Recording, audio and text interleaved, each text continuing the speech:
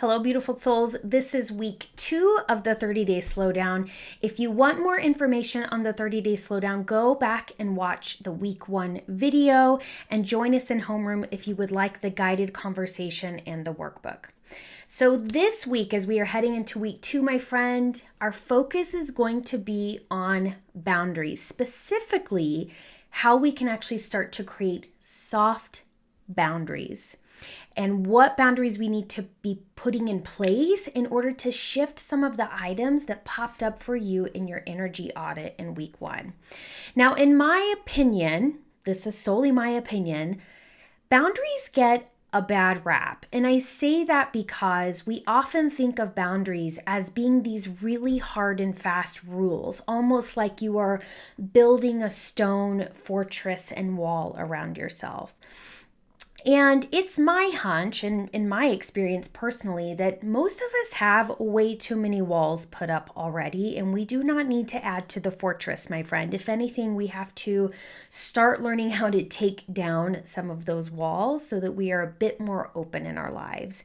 So I want you to think about boundaries in a different way. I love to think about boundaries as being a sheer curtain. It is something you can close. It will still delineate the space. You can see through it. It's breathable. It's movable. It is something that gives you more flexibility and freedom when it comes to a boundary. It's soft. Because most of us don't know how to actually put boundaries in place, or we're not very practiced at it. We haven't gained that skill. And so softness is always the place I want you to start, right? We don't have to go hard and fast. So the exercises this week, we're going to be doing a couple of things. Number 1, we're going to have an exercise where we're slowing down just a tiny bit, because as you've discovered in this slowdown already, when we don't slow down, my friend, we are picking up the old programming that we've been living off of. And maybe that's serving you and maybe it's not, right? But we want to be able to slow down so that we can actually create spaciousness so you can respond to things instead of being in reaction mode, right? Instead of being in autopilot. So this week's exercises are going to help you start to create some soft boundaries and get you into your breath, okay? Exercise number 1, we're going to call this Breathe in 5. It is a simple breathing exercise. And I want you to do this exercise at least once a day.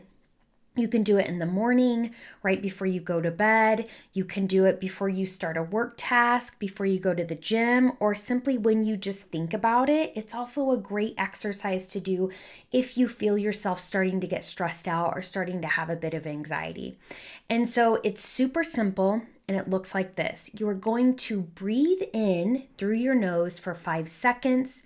You're going to hold for 1 second, and then you're going to release through your mouth for 5 seconds, like this. Breathing in for 5, hold for 1, release for 5. And I want you to do that 5 total times. Now, it may not seem like enough, it may seem super cheesy, but the reality is most of us actually don't really breathe really well in this modern world that we have. We're just going. We don't stop and actually move breath through our bodies, and it is super, super powerful. So Breathe in 5 is going to help you get into your body, my friend, and that is some magic sauce. Exercise number 2, we are going to be utilizing your no.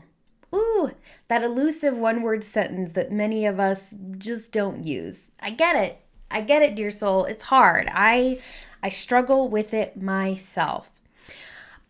I want you to go back to your energy audit in week 1.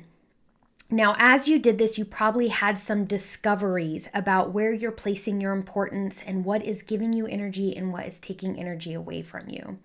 And based on your discovery and based on what your chart looks like, I want you to pick a focus area that we can start to exercise some boundaries.